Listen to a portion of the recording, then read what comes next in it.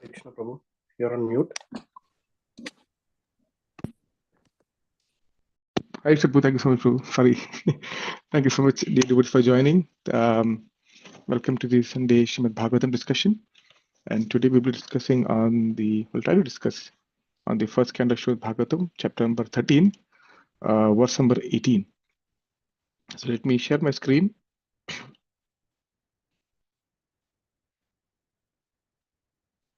This one. Okay. Let me know if you can see my screen. I think it should be visible now. Yes, Prabhu. Okay. Perfect. Thank you so much, Prabhu. And let's move it here. Okay. I did the verse thrice, and those who would like to recite after that, please go ahead. Vidurastad abhipritya Dhritarashtam abhashata Rajan nirgamyatam shighram Pashyadam bhayam agatam. Vidurastad abhipritya Dhritarashtam abhashata Rajan nirgamyatam shighram Pashyadam bhayam agatam. Vidurastad abhipritya Dhritarashtam abhashata Rajan nirgamyatam shighram Pashyadam bhayamagatam. Anybody would like to recite? Please go ahead. Vidurastad abhipretya dhritarashtam abhashata rajan nirgamyatam shigram pashyetam vayam agatam. Thank you so much, Prabhu. Thank you. Very nice. Vidurastad abhipretya dhritarashtam abhashata rajan nirgamyatam shigram pashyedam bhayam agatam. Hi, very nice. Thank you so much, Janita Prabhu. Pitarastataभिप्रेत्य Dhritarashtam abhashata Rajan nirgamyatam shigram Pashyadam bhayam agatam. Hi, very nice. Thanks so much, Prabhu. Thank you. Do you like to recite? Okay, once, twice. Okay. So we'll go with the synonyms and translation preparation. Synonyms: Viduraha, Mahatma Vidur. Tat, that. Abhipretya, knowing it well. Dhritarashtram, unto Dhritarashtra. Abhashata, said. Rajan, O king. Nirgamyatam, please get out immediately. Shighram, without the least delay. Pashya, just see. Idam, this. Bhayam, fear. Agatam, already arrived. Translation and purport by His Divine Grace of H.R. Bhaktivedanta Swami Prabhupada Ki Jai. Mahatma Vidura knew all this, and therefore he addressed Dhritarashtra, saying, My dear king, please get out of here immediately. Do not delay. Just see how fear has overtaken you. Purport. Cruel death cares for none, be he Dhritarashtra or even Maharaj Yudhishthir. Therefore, spiritual instruction as was given to old Dhritarashtra was equally applicable to younger Maharaj Yudhishthir. As a matter of fact, everyone in the royal palace, including the king and his brothers and mother, was rapidly attending the lectures. But it was known to Vidura that his instructions were especially meant for Dhritarashtra, who was too materialistic. The word Rajan is especially addressed to Dhritarashtra significantly. Dhritarashtra was the eldest son of his father, and therefore, according to law, he was to be installed on the throne of Hastinapur. But because he was blind from birth, he was disqualified from his rightful claim. But he could not forget the bereavement, and his disappointment was somewhat compensated after the death of Pandu, his younger brother. His younger brother left behind him some minor children, and Dhritarashtra became the natural guardian of them. But at heart, he wanted to become the factual king and hand the kingdom over to his own sons, headed by Duryodhana. With all these imperial ambitions, Dhritarashtra wanted to become a king, and he contrived all sorts of intrigues in consultation with his brother-in-law Shakuni. But everything failed by the will of the Lord, and at the last stage, even after losing everything, men, and money, he wanted to remain as king, being the eldest uncle of Maharaj Yudhishthir. Maharaj Yudhishthir, as a matter of duty, maintained Dhritarashtra in royal honor, and Dhritarashtra was happily passing away his numbered days in the illusion of being a king, or the royal uncle of King Yudhishthir. Vidura, as a saint and as a duty-bound, affectionate youngest brother of Dhritarashtra, wanted to awaken Dhritarashtra from his slumber of disease and old age. Vidura therefore sarcastically addressed Dhritarashtra as the king, which he was actually not. Everyone is a servant of eternal time, and therefore no one can be king in this material world. King means a person who can order. The celebrated English king wanted to order time and tide, but the time and tide refused to obey his order. Therefore, one is a false king in the material world, and Dhritarashtra was particularly reminded of his false position and of the factual, fearful happenings which had already approached him at that time. Vidura asked him to get out immediately, if he wanted to be saved from the fearful situation which was approaching him fast. He did not ask Maharaj Yudhishthir in that way because he knew that a king like Maharaj Yudhishthir is aware of all the fearful situations of this flimsy world and would take care of himself in due course, even though Vidura might not be present at that time. So this verse once again. Vidurastad abhipritya Dhritarashtram abhashata Rajan nirgamyatam shighram pashyedam bhayamagatam. Chabilitam Gracham verses. Om Namo Bhagavate Vasudevaya. Om Namo Bhagavate Vasudevaya. Om Namo Bhagavate Vasudevaya. Om Ajnanatimirandasya Jnananjanashalakayam Chakshurunmilitam Yena Tasmai Shri Gurave Namaha.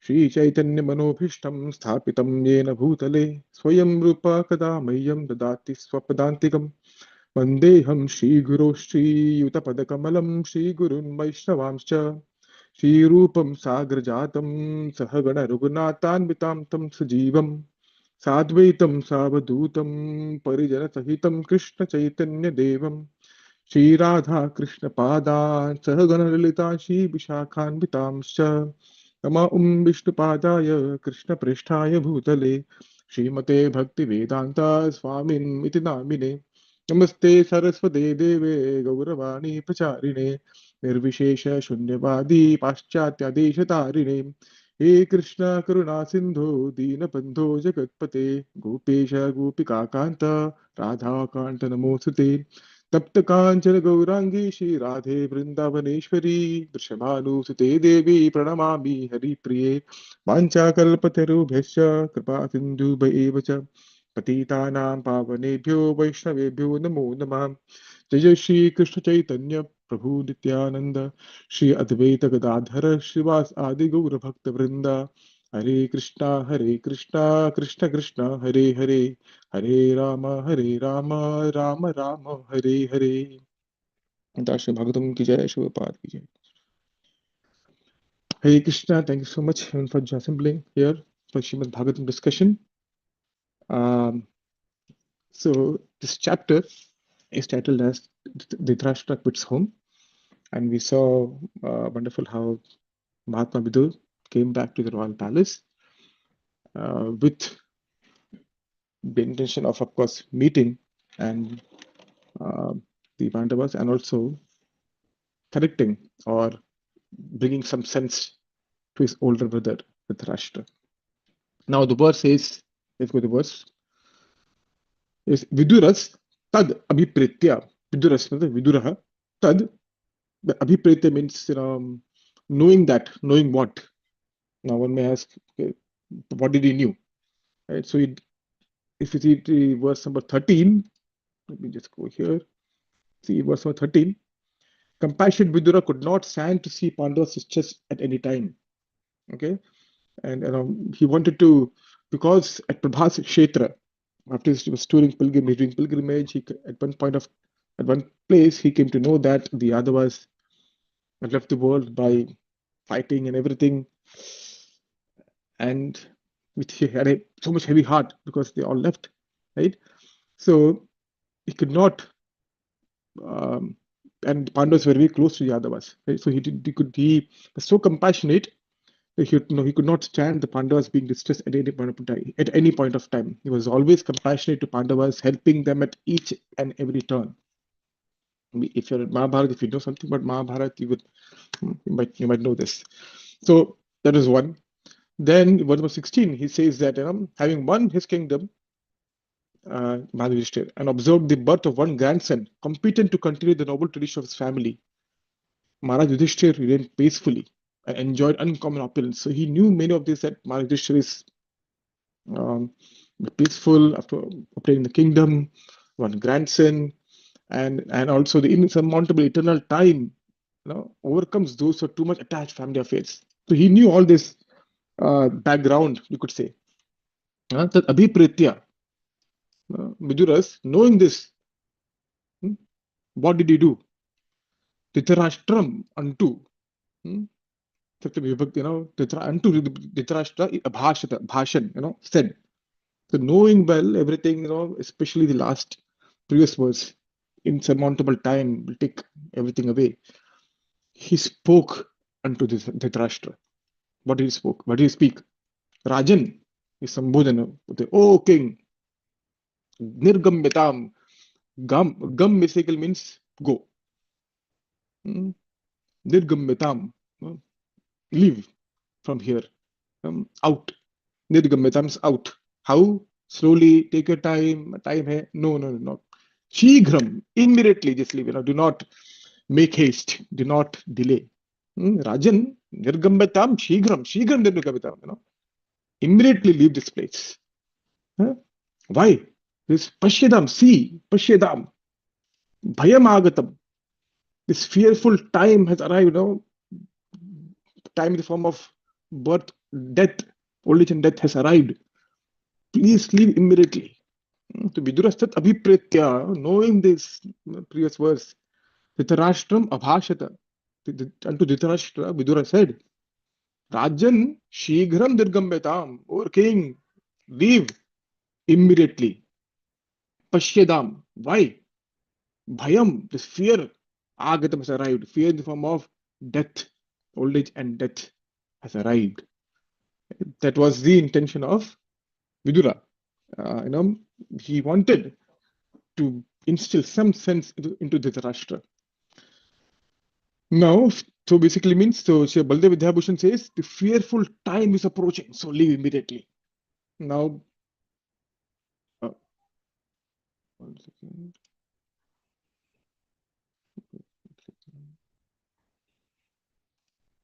Okay. So now, here if you say here, cruel death cares for no one, and this was cruel cares for no one, be it Dhritarashtra or be Maharaj Yudhishthir. Therefore, spiritual instruction was given to old Dhritarashtra. So now, even though Vidura spoke his instruction of getting out immediately to Dhritarashtra, Prabhupada said it is equally applicable to Maharaj Yudhishthir. That's true. But we should just give a small glimpse onto the heart or the consciousness of Maharaj Yudhishthir. Of course, it is applicable, but if you see at the very end of the purport as well, Prabhupada says, Vidura did not say directly Yudhishthir because Maharaj Yudhishthir knew. So what was the consciousness of Maharaj Yudhishthir? We'll see that in a bit. So Shri Vishwachakoti Thakur, in the commentary to the previous verse, he says that the previous verse was this one. The insurmountable time overcomes those who are too much attached to family affairs. He says that this particular verse especially, and this current verse which you're talking about is also in relation to that, is actually a criticism of people other than Yudhishthira and the family. So of course, there was Yudhishthira Maharaj, the Pandavas, and then many others. So when he spoke this for two kinds of people. First is Dhritarashtra, of course, and the second is for those people other than Yudhishthira Maharaj and his family. Okay, why is that? Because if in verse number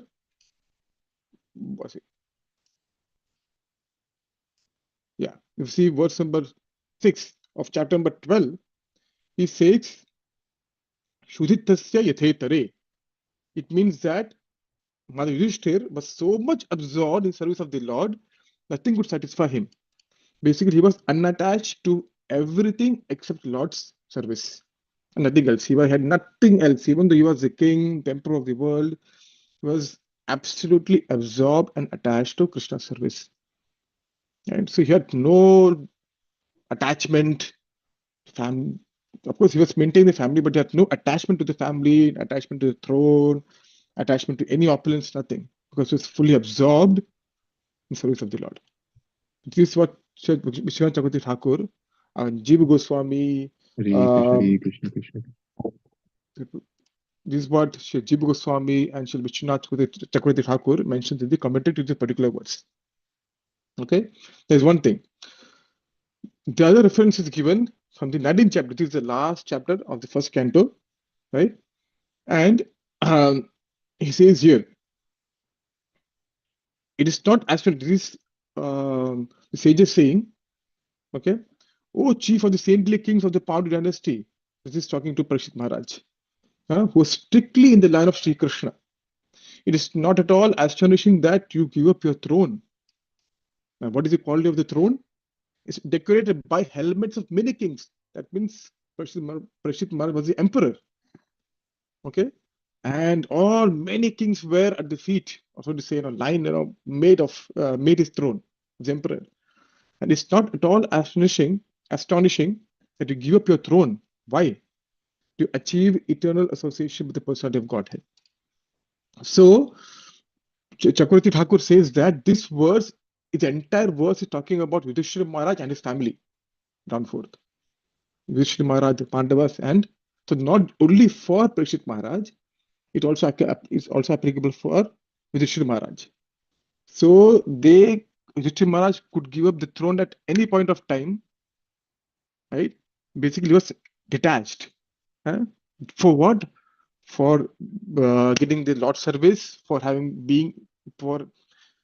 eternally being with Krishna, right? To achieve eternal association with the personality of Godhead. And that is the quality of Yudhishthira Maharaj. Okay. One last reference here comes in 90th chapter, the very last chapter of the 10th canto. He says here that the Vrishnis were so absorbed in Krishna consciousness that they forgot their own bodies while sleeping, sitting, walking, conversing, playing, bathing, and so on. This is one of the most exalted qualities of the Vrishnis. So here the Vrishnis or the Yadavas. So he says that they were not aware of themselves while sleeping or awake. And they did everything under the inspiration of the Lord. As much they say it as if, I don't know what to do. Krishna, can you help us what to do? Each and everything, they did not have, as if they don't have the ability to investigate, to do anything without Krishna's direction. They're total dependent, always absorbed in Krishna. Okay, nothing could compare to this. That is the glory of this Yadava family. And Yudhishthira Maharaj comes in that particular family. Right? So the point is, of course, Prabhupada says this particular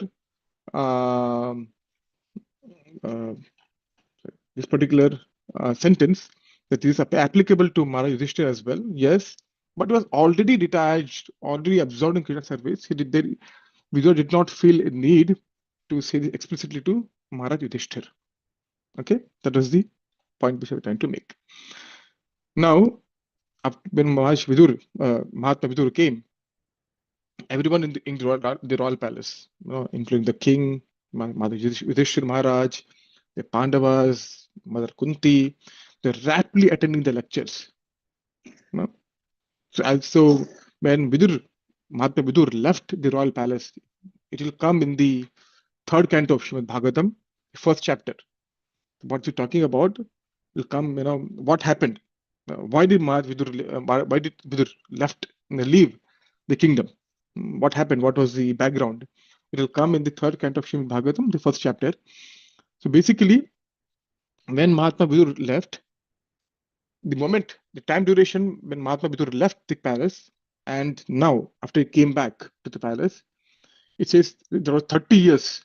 It took for him 30 years to come back to the royal palace. Now he left to have a nice time, to worry, I'm done with this. No, he left because Duryodhan slandered him, spoke very harsh words. So he left saying that I'm done. And now I will go to all the pilgrimage places. What are the pilgrimage places? So if you see here, third canto of Srimad Bhagavatam, the first chapter, he says this. Vidura achieved their advantages of the pious God. Basically, it means because the pious activity of Vidura were the Kauravas getting all the advantages. So when Vidura left, all the piety went along Vidura, and Kauravas had no piety left, basically. So after leaving Hastinapur, what did Vidur do? Mahatma Vidur, he took shelter of many places of pilgrimage, which are the Lord's lotus feet. Pilgrimage places are considered the Lord's lotus feet because the Lord placed his lotus feet. The Dham is not different than Krishna. And Dham is also, of course, and Krishna is not different than his lotus feet. It's absolute. Dham is considered Krishna's lotus feet because Krishna kept his lotus feet on all these places in various avatars. With a desire to gain a higher order of pious life, Mahatma Vidur thought that being in the association of Dhritarashtra and Duryodhan, all my piety has been lost. That's how impious they were, that my piety has been lost being with them. So he traveled to all the holy places where thousands of transcendental forms of the Lord were situated. I'm just giving background as to what did Mahatma Vidur do after he left the palace. Then he began to travel alone, thinking only of Krishna, through various holy places like Ayodhya, Dwarka, Mathura. He traveled to all the holy places. He traveled where the grove, hill, orchard, river, and lake are all pure and sinless, and where the forms of the unlimited decorate the temple. Unlimited here basically means Bhagavan. And it's Kurma, Matsya, Varaha, all the avatars, right? The Vigraha had been established. Thus he performed the pilgrim's progress. While so traversing the earth, he simply performed duties to please Supreme Lord Hari. So what was he doing? What was the intention when he was doing all the pilgrimage, the pilgrimage tour? He did all the activities just to please Hari. Some Siddhir Hari Toshanam. Whatever we do, it should be to please Hari. Toshanam means satisfaction. But Hari. Everything we do should be for the pleasure of Lord Hari. His occupation was pure and independent. He was constantly sanctified by taking his bath in holy places, although he was in the dress of a mendicant and had no hairdressing nor a bed on which to lie. So basically, here he did not take bath. He had matted locks of hair. He hardly dressed himself properly. Right? So he was being very renunciant, renounced basically. Thus, he was always unseen by his previous relatives. Okay, and then he came to Bhagavatam, and this is where he came to know about left. So, what happened? He served temples marked with chakra. So, if you see here, yeah, these temples. Okay, so he made many services on all the pilgrimage places. They were marked with chief emblems of the Lord, basically Shankha, Chakra, right? So he traveled to many places. He went there. He served the dham, served the temples there, and he heard from the sadhus present in the particular dham. Now, before Mahatma Vidur left, the Pandavas were very respectful towards Vidura. They are very high respect, high regard for Mahatma Vidur. But after he came back from the pilgrimage places, it's as if he had a different aura. There's a remarkable transformation in the mood, in the character of Mahatma Vidur. Why am I saying that? We see again in the 13th chapter. He says this.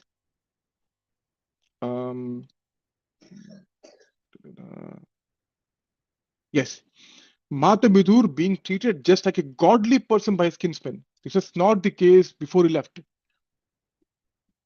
They were being respectful, yes, they respected Mahatma Vidur a lot, true. But as a godly person, willing to hear from, this called as Vidur Niti. Vidur Niti is basically just a Chanakya Niti. Vidur Niti is like the set of instructions given by Vidur, how to perform this world, how to be in this world, how to act. So many instructions. But once he came back from the pilgrimage places, a godly person. His aura changed, this is a remarkable change in his personality, his mood, his consciousness, everything changed. Right? That was the transformation in Maharaj, in Mahatma Vidur. And that is why they were, uh, uh, my bad. Okay. That is why they're rapidly attending lectures, because he had so many realizations after hearing to so many great sadhus in the pilgrimage places. Now, Dhritarashtra, after attending everything, coming back to the palace, Vidur wanted to give some instructions meant for Dhritarashtra. Even though the younger brother is not supposed to instruct Dhritarashtra, older brother, but here Vidura had no choice left. If I don't do it, no one will. The Pandavas will definitely not. Their concern is uncle. Just by, we can understand that Yudhishthira Maharaj gave us a, maintained Dhritarashtra in such a nice way. Of course, they will not even think of giving some instructions to Dhritarashtra. Only I can do, and I have to do it. Because he's so affectionate toward Dhritarashtra. No matter what Dhritarashtra did, Vidura had always affection for Dhritarashtra. So many bad things, but Vidura could not give up. No. This is the last, last shot I have. I have to, and I have to say harsh words. I have to, because else my brother is not going to move away, go away from here. So, if you see here, Dhritarashtra lost everything, his money, men, so many, right? And if you see, just see if it's here or not. Yeah, see, Dhritarashtra wanted, he was very disappointed because Pandu was made the king because Dhritarashtra was blind, and he had some kind of inferiority complex, right? And that inferiority complex was compensated to some extent after when Pandu died, right? So Mother Yudhishthira, the Dhritarashtra had due to sense of helplessness, he did not even feel ashamed to accept charity and hospitality from Mother Yudhishthira. He wanted to be in that particular situation of being, that opulence, that attached. Dhritarashtra basically means what? Dhrita means to hold. Rashtra means nation or position. Dhritarashtra basically means one who is so attached to a position. It's called Dhritarashtra. His name means that. So he was shameless. So, Vidura will see so many harsh words that Bhima who killed your 100 sons, you're still eating the remnants given by him. Don't have any shame? That was the extent to which Dhritarashtra wanted to be in the position of being the king, that longing was in that particular place, and it's shamelessly was taking all the services from the people who killed his sons. That was the level of shamelessness, kind of, so to say. So now, in this regard, I would like to quote some verses from Bhaja Govindam, by Shankaracharya. So he says here, let me just quickly go here. With that, Vriddha.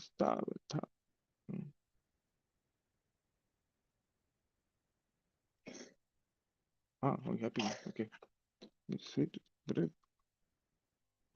see here. No, not here. Vriddhavastha chinta sakta pare brahmani kopi na sakta. Now, Vriddhavastha, in the avastha, in the stage of Vriddha, being old, chinta asakta. Always thinking of attachment, asakta. Oh, I wish I could do this, thinking about the past. I wish I could be the king. I want to be the king.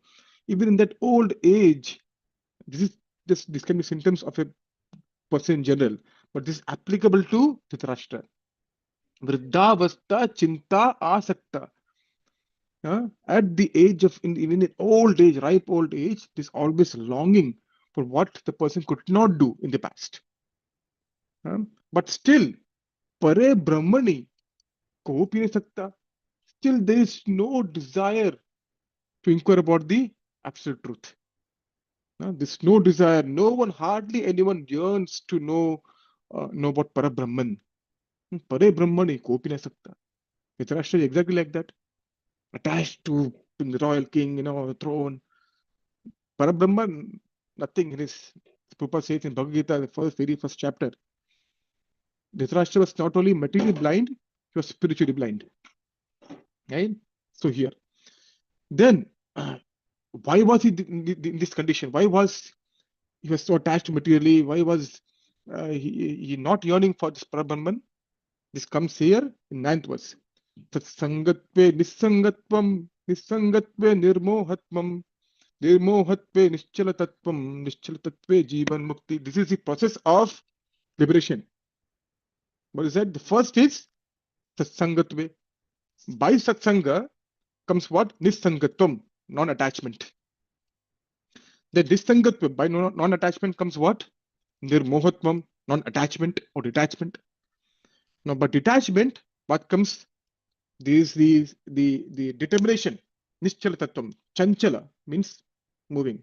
Nischala means steady. Steadiness comes. And by that steadiness comes liberation. Jivan Mukti.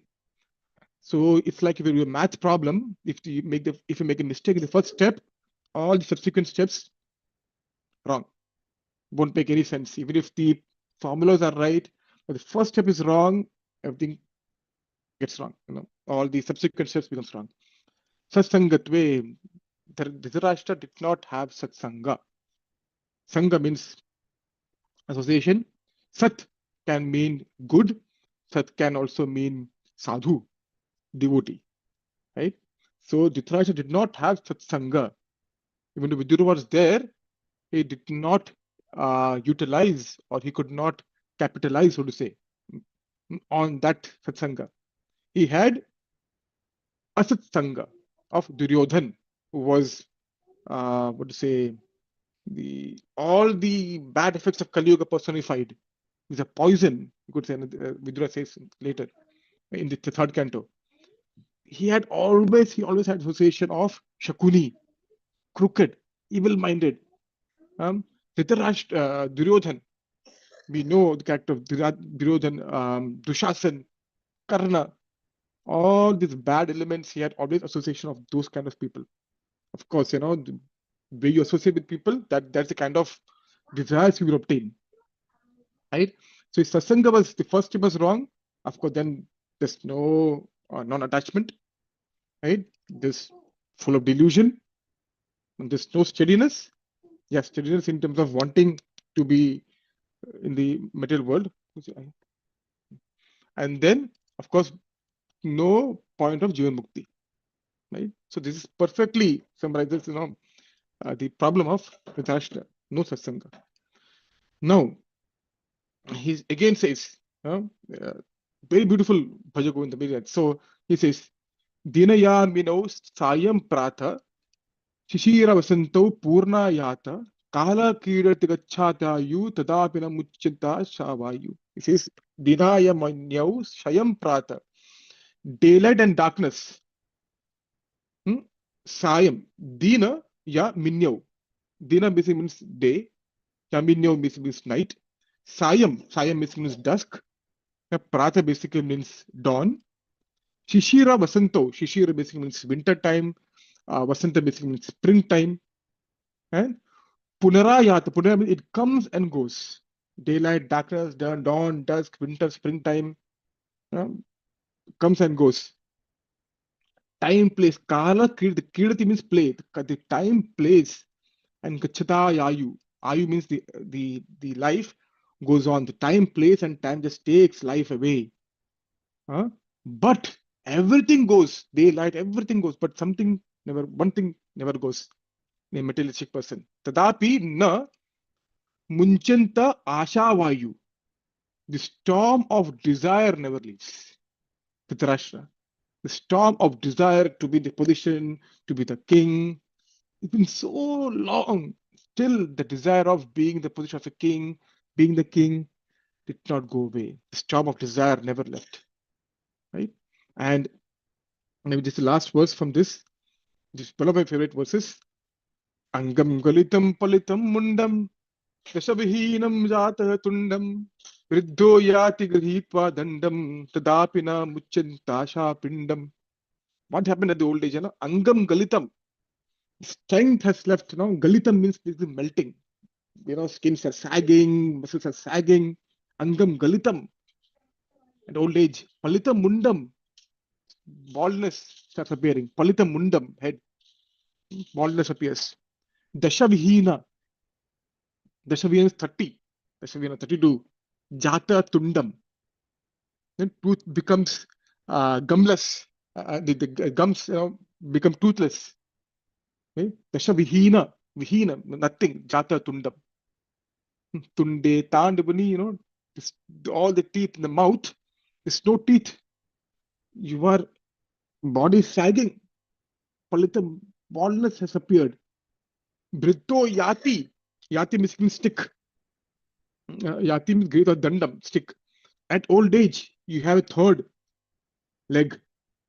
What is the leg? The stick. Right? So at old age, you have stick. Britto yati grihitva dandam. Grihitva get dandam. And this is such a pitiable, already such a serious condition. But then what? He says, Tadapi, na, still, no. What? Muchante. Muchante means give up. Does not give up what? Asha pindam. He still firmly clings onto fruitless hope. Dhritarashtra. Old age, palitam, mundam. So old age, in such condition, is about to die any time. Walking, with a stick, still the desire for enjoyment is not going away. Does not go away. This is the description of a materialistic person who's not yearning for something spiritual. Seriously, right? So this is the indications or descriptions, and I thought this perfectly fits this in Dhritarashtra's case. That's why. So now, of course, Dhritarashtra wanted to become the king, conducted all kind of intrigues in consultation with his brother-in-law Shakuni, another amazing character. But everything failed by the will of the Lord. Everything failed by the will of the Lord. So if you remember, Shakuni contrived with Dhritarashtra about the house of lack, the dice game especially. He was the one because of whom all the land, the treasures, everything was taken away by Dhritarashtra and Duryodhan from the Pandavas. Now everything failed by the will of the Lord, right? And last stage, you have to sing everything. So by Krishna's energy of time, everything is lost. Krishna says, Kalosmi Lokakshaye. I am time, the destroyer of worlds. Krishna says. Right? So Krishna's time says, I am time, and time dictates everything. No one can check the power of time. The time and tide waits for no one. Right? Time will go, and no matter what, we may want to look beautiful, amazing, whatever the case. We can put Botox or this and do whatever. We can look good, 80, 90, 100, but how long? Time will. The time is such a powerful force, powerful entity, that nothing can check time unless we go beyond the influence of time, that is spiritual world. So anything in the material world, in Lord Brahma is under the influence of time, 100 years. Time can vary for different people in different places, but the effect of the power of time still remains, right? So anything in the material world is bound by time, right? So there has to be something which is outside the effect of time. So something which is outside the effect of time can be the only thing which can take us out of this material world, which at the time. So Bhakti in the 11th canto, Srimad Bhagavatam 25th chapter talks about gives how Bhakti is beyond gunas, beyond time. So we're doing bhakti. It's called as um, the 9 processes, Shavanam, Kirtanam, Vishwasmaranam, right? So Surupa Siddha Bhakti. So this bhakti, which is outside the purview of time, outside the purview of gunas, is the only thing which can take us out of the material world, which is under the effect of time. Now, Vidura, therefore, addressed to start with this, start putting some sense into his brother Dhritarashtra. He said, Vidura, therefore, sarcastically addressed Dhritarashtra as king, oh Rajan, even though it's not the king. Maharaj Yudhishthir was the king. Still says, oh king, sarcastically he says. Just like you've seen Bhagavad Gita, even Raja Abravit, the first chapter, Duryodhana says, oh Raja. Now, Sanjaya says, Raja spoke. The Raja, Duryodhana is not Raja. Duryodhana is not the king, right? He's the prince. Still, sarcastically also says there, Rajan, Raja Abravit, the king spoke, right? That is so here, Vidura is the first attack he gives with sarcasm. Oh, Rajan, right? So when I was reading this particular sentence, especially, I thought of a different pastime where someone else was being addressed sarcastically. I'll just take a small detour and we come back. So please forgive me, but I couldn't help but share it. This comes in the chapter 32 of the 10th canto of Bhagavatam, this reunion after Gopis, Krishna left. The Gopis, sang the Gopi Geet, prayer for separation. And then when they started crying at the end, heartfelt crying, misery was upon them. Then Krishna appeared. And the first words, Shukdev Goswami says, Shukdev Goswami here, taking the side of the gopis, spoke. Shishukla Uvacha, Iti Gopya Pragayanta, Pralapantascha Chitradha, Rudhu Suswaram Rajan, Krishna Darshana Lal. Oh, sorry, my bad, not this verse. This one. Tasam Avirbhuk Shauri, Samyamana Mukhambuja, Pitambaradhara Sragvi, Sakshan Manmatha. Tasam Avirbhuk Shauri. Avirbhuk matlab Avirbhav, appeared. But Shauri. Shauri here is translated as Krishna. But it's a deeper meaning. There's a reason why Shukdev Goswami used the word Shauri instead of Krishna. Some other name. Why Shauri? Shauri means he was in Shurkul. Shauri also means powerful, prowess. So he's basically saying the word Shauri is used for Krishna, indicating him as a Kshatriya. Because he born in the Shurkul, Shauri. In the Shurkul mein he was appeared. It's called Shauri. So this in term indicates Kshatriya. Why? So Shukdev Goswami uses the word Kshatriya, Shauri, to show favor to the gopis and to show displeasure with Krishna. After making the gopis cry, now the Shauri, the most powerful, is coming. Like a sarcastic remark has been put on Krishna here by Shukdev Goswami. Now, after making gopis cry, now you are coming. By Shukdev Goswami taking the side of the gopis. Krishna was Kshatriya, was crooked heart. He displayed the nature of giving sorrow to the gopis. This is the intention behind Shukdev Goswami. Because he was a Kshatriya, so to say, he has crooked heart and he gave sorrow to the gopis. But if he had been born as a cowherd, and cowards are nature by nature soft and honest, then he would not have done like that. That is why Shauri has been used here. So putting a sarcastic remark on Krishna here. Sorry. Again, we'll come back. So here, that is the point which I will make. So Shauri, so here, sarcastic remark has been put by Vidura to Maharaj Dhritarashtra, saying that, oh Rajan, Kitna, how much? Everyone is servant of eternal time. As I mentioned, time and tide wait for no one. These beautiful words in the second canto of Srimad Bhagavatam. 2, 3, 17. I did open it. I did not. Let me open it here. The very, very, very famous verse. Ayur harati vai pumsam udyan astam chayannasau tasyarthe chakshano nita uttama shloka vardaya. Now this fear of time, Vidura is being saying the fear of time or the fearful time has arrived. Now we'll see the effect of time and how to overcome it, how to overcome the fear. Right? This verse says Ayur harati vai pumsam. The human beings, right? Ayur, the life harati is being taken away of the human beings. How? Udyan astam. Udyan means rising. Astam means setting. Of chayan asau. Asau means the sun. The rising and setting of the sun.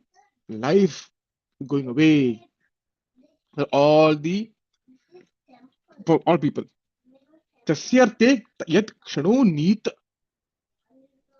But Manu tasya arte kshano. Rate means except those. So the life is taken away for all those people who are not glorifying Krishna.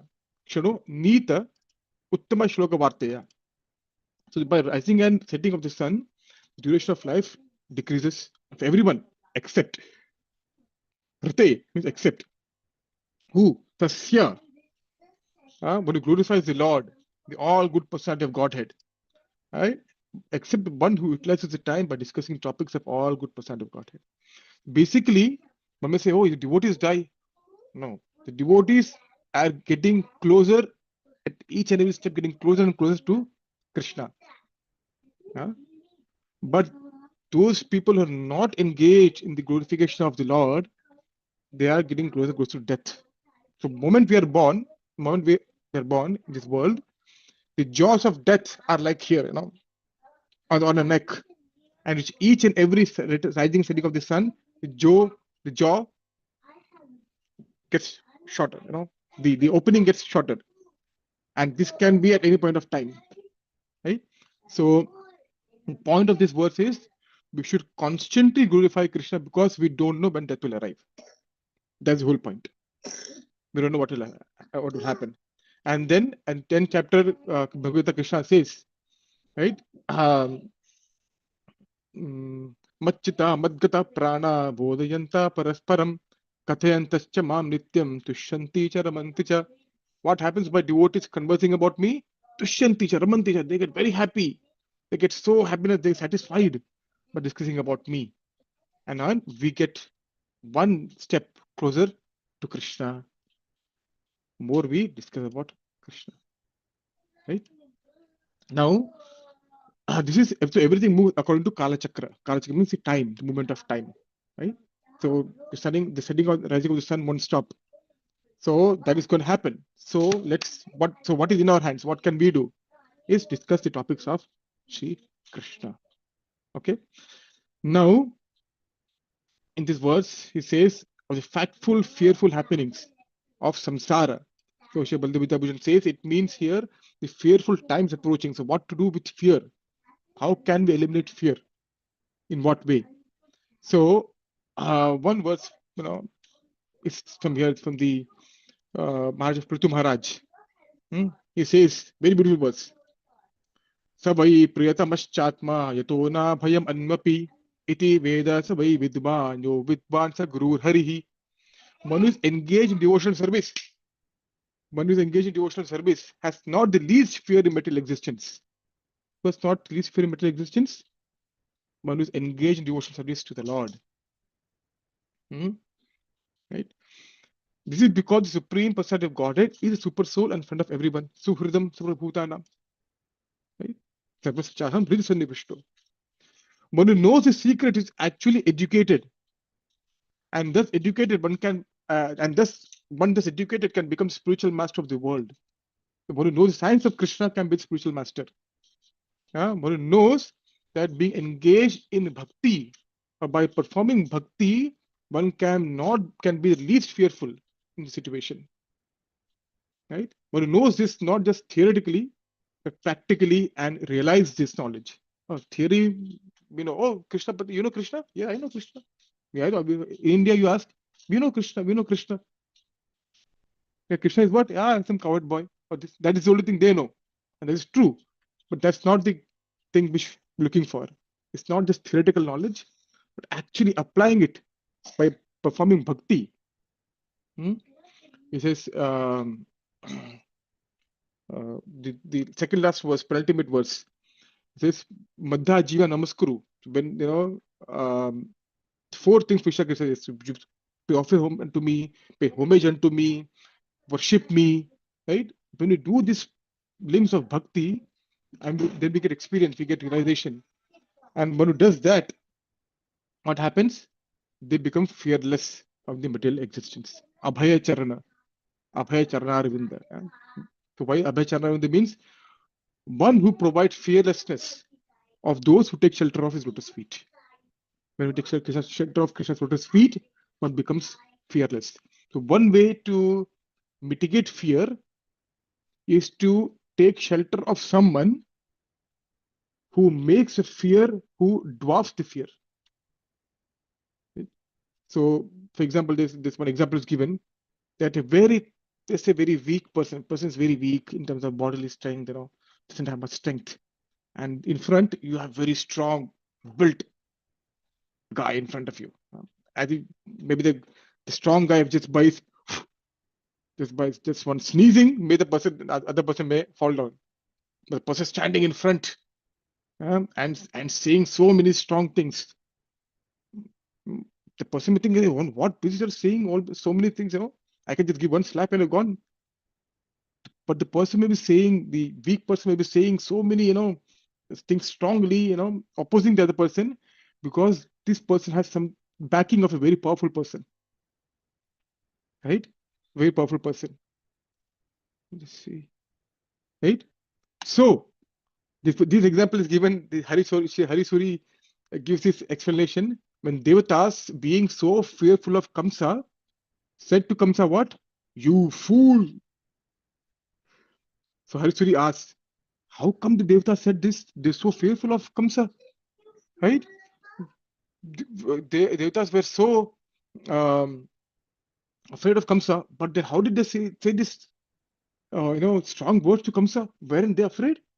He said, no, because they are already had the backing, and they took shelter of the lotus instructions of Lord Vishnu, saying that I will come, don't worry. With that strength behind them, they said, okay, we're going to go ahead, right? So we can become fearless by taking full shelter of Krishna's lotus feet, because Krishna's name gives fearlessness, right? And so there's a very beautiful verse here.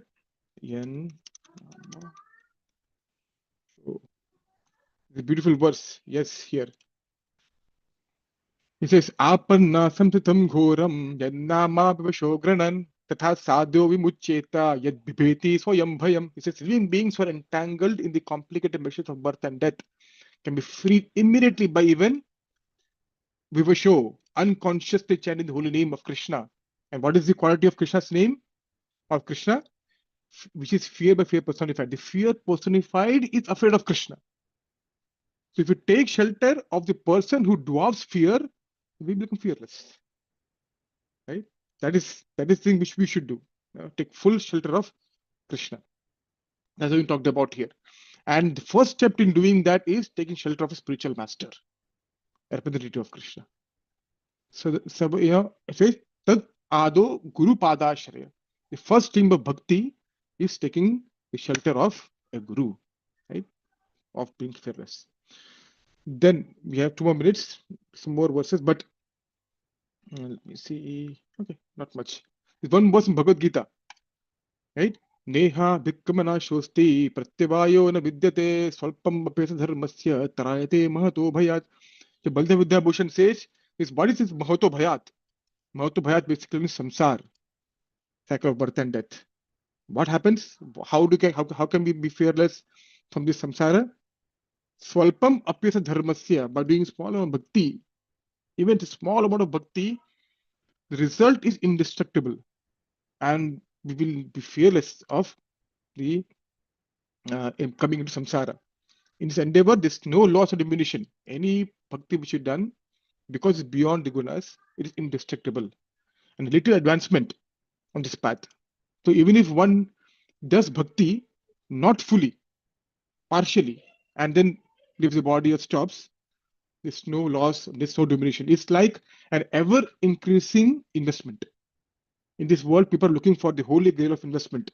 What can I invest in with this no loss, no stock downfall, nothing, keeps on increasing. This is the investment. No loss, no diminution, ever increasing investment. Whereas in other, if you do any other karma yoga, any other nishkam karma yoga, what happens? If you don't chant the mantra properly, if you do anything, any part of the entire process, if you make any small mistake, we will not get the result.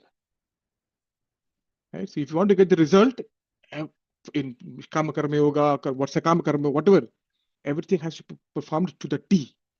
Bhakti says that even if you perform with mantras incorrect, no, we should not do it purposefully, but because of our limitation, mantra is incorrect, by any limitation, something's wrong. Krishna looks at the bhavagrahi, Krishna bhavagrahi Janardana. Look the intention behind it and takes the result, and the result is never destroyed. It keeps on increasing. Anandam buddhi vardhanam keeps on vardhan. There's no varjitam, solely vardhanam. Keeps on increasing. Right? 11th canto, this is where the Navayogindra is meeting Maharaj Nimi. He says, very beautiful verse. Kavi is saying, Sri Kavi is one of the Navayogindras, one of the sons of Rishabdev. Right? I consider that one whose intelligence is constantly disturbed by his false identifying himself. I consider that one whose intelligence is constantly disturbed by his falsely identifying himself with the temporary world can achieve real freedom from fear only by worshipping the lotus feet of the infallible Supreme Lord. How can we achieve freedom from the fear of samsara? By worshipping the lotus feet of the infallible Supreme Lord. Achyutasya, here see, kutashchit bhayam achyutasya, achyut ke, of achyuta, akutashchit bhayam. All the bhayam becomes fearlessness. Achyutasya, what? Of what? Achyutasya ka kya? What of achyuta? Padambuja upasanam, worshipping the Padambuja, the lotus feet of Nityam, always, constantly. Right? In such devotional service, all fear ceases entirely. And then there's no fear at this point of time. Right? So again, this is time and again repeated like a clock, like a broken record. It's going to say Bhagavatam again and again and again is mentioned. Right? Again in the 11th canto here, again is mentioned here. Fear arises. It's a very beautiful verse. Fear arises. I'll just take one more minute. Fear arises when the living entity misidentifies himself as a material body because of absorption in the external illusion of the Lord. Sarashtra is fully here in this category. When the living entity turns away from the Supreme Lord, he also forgets his own constitutional position as a servant of the Lord. Right? Dhritarashtra is, in our case also, of course, it is in my case, this bewildering, fearful condition is affected by the potency for illusion called Maya. Maya is so amazing that she puts into illusion that we're not in illusion. A person in illusion thinks that I'm not an illusion. That's the effect of Maya. That's how amazing Maya is. Maya Devi is. Therefore, an intelligent person should engage unflinchingly in the unalloyed devotional service of the Lord under the guidance of a bona fide spiritual master, whom he should accept as a worshipful deity, as his very life and soul. So here, Vidura was acting like the spiritual master of Dhritarashtra. And at the end of chapter, spoiler alert, Dhritarashtra will take the instruction to heart and will leave everything and go to the forest after putting sense by Vidura. Right? So, Dhritarashtra finally accepted Buddha's instruction, right? And he gives some harsh words and says, get out immediately if you want to achieve fearlessness, because fearful time is approaching. Jai, thanks so much. I spoke a lot of things. Please forgive me if there are any mistakes. I'm sure there are mistakes. And if at all anything good, if you think something valuable you could achieve you could get from this, it's all the mercy of my Guru Maharaj and Srila Prabhupada and all the wonderful Guru Janas. Thank you so much. Darshan Bhagavatam ki jai, Srila Prabhupada ki jai. Are there any comments or Anything, please. Corrections, please feel free to share. Thank you, Narottama Prabhu. Thank you, Prabhu. Does anybody have comments or questions, appreciations, reflections?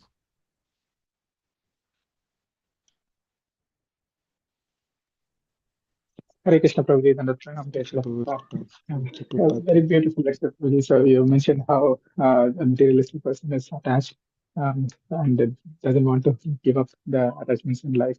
And towards the end, you summarize on how one should take shelter of the lotus feet of Krishna and what steps we can take. So very beautiful lecture. So I have a doubt in the topic of discussion on Vidura. So you mentioned that Vidura after he went to the Tirtha Yatra and then he came back and he was treated as a godly person.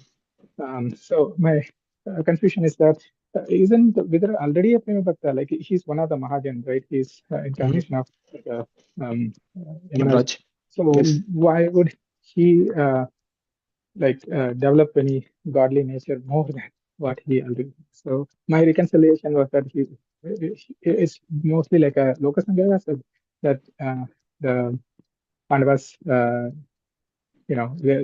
all eternal associates, and they treated him in the way that it is acceptable in the society. But when he came back came back after the Tirtha Yatra, he had no attachments. Basically, he was like a wandering sannyasi. So they could provide, show him all the respects he deserved. So I'm just confused about the point. So No, just want to. my point was that before he living, right, when he was with the Pandavas, he used to give very nice instructions to Pandavas, saying that how to, especially helping them, Vidur Niti, so many wonderful moral instructions were given by Vidur. Of course, he was Yamaraj, but he did not exhibit those qualities, being godly in nature in the sense. Of course, he was moral, perfect, as a devotee, but after he went to the holy place of pilgrimage, hearing from the sadhus present there, serving the devotees present in the pilgrimage places, there's a realization. So, for example, right, one may be very sadhu by nature, very nice, godly by nature, very nice, wonderful qualities by nature. But when the one does take into person bhakti, when this we say pad sevanam, we have shavanam, kirtanam, vishwasmaranam, pad sevanam. Pad sevanam can mean worshipping lotus feet of Krishna, right? Other meaning of pad sevanam means using one's own feet to do parikrama. That's one of Sulfida Bhakti. When one does that, so many realizations, and that transforms us. So, of course, there are many personalities. You could say Rupa Goswami, it's Rupa Manjari, right? Why was the need to do all this writing, doing bhajan? Already Rupa Manjari is there. Why to do bhajan? Why to do chanting? No, it's just to show, is to be an example. Jad Acharya Sheshat, what to do when there's a great personality performs, the common men follow. Right? So Vidura being such an exalted personality already as Yamaraj, but to show what should be done, what should we do after going to pilgrimage places. So many wonderful things. So does it make sense to you? So even though he's Yamaraj, but being let's say Mahajan, he's showing the right way. Does it make sense, Prabhu? And Prabhu. Yes, Prabhu. Thank you. Thank you, Prabhu. I think Vijay Prabhu, Pramkar Prabhu, or any devotee would like to add, Pandita Prabhu, please to add. Hare Krishna, thank you for such a nice class, Prabhuji. I really liked all. It was a very hard-hitting class in the sense like how we are all entangled in the material situation, how Vidurji jolted out Dhritarashtra from his complacency and sense gratification. Very nicely you explained that through. Also, I really liked the reference to the Bhaja Govindam by Sri Adi Shankaracharya ji. And I think we all need to contemplate on our situation and Yeah. try to become more serious. We do not have, like you said, Vidurji was a very, very always affectionate towards Dhritarashtra, always thinking of his benefit. Many of us do not have such a well-wisher. So we have to use the scriptures and Srila Prabhupada as our only saviors, but we have to hold on to them. In Vidurji's case, he kind of grabbed Dhritarashtra out of that situation. Yes, Little bit our effort is needed here to hold on to these instructions and move forward in our bhakti, and then we may have some hope in some future lifetime. That's what I got out of this class. yes, Prabhu. Thank you so much, Prabhu. Wonderful, Prabhu. Very nice. Thank you, Prabhu. Thanks so much. Yeah. Prabhuji. Thanks so much, Prabhu. I agree with Armakra. I was thinking the same thing, but to add to what he was saying, I appreciated these choice verses you used, which are glorifying the process of bhakti and overcoming fear. I really like those. Thank you. Thank you, Prabhu. Thank you so much, Prabhu. Thank you so much.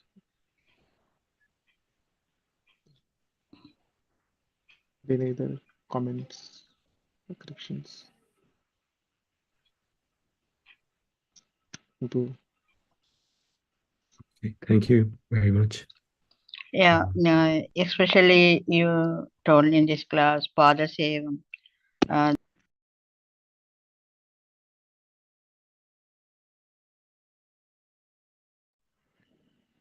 Madhu got muted again. I'm muted again. Yeah, yeah, that Muted, Prabhu.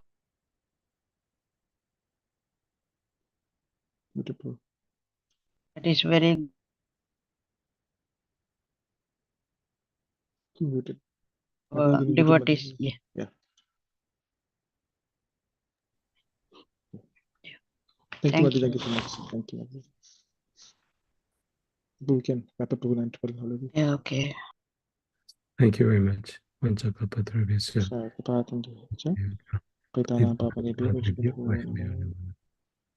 Take care. Sunday feast at 11:30. Thank you very much.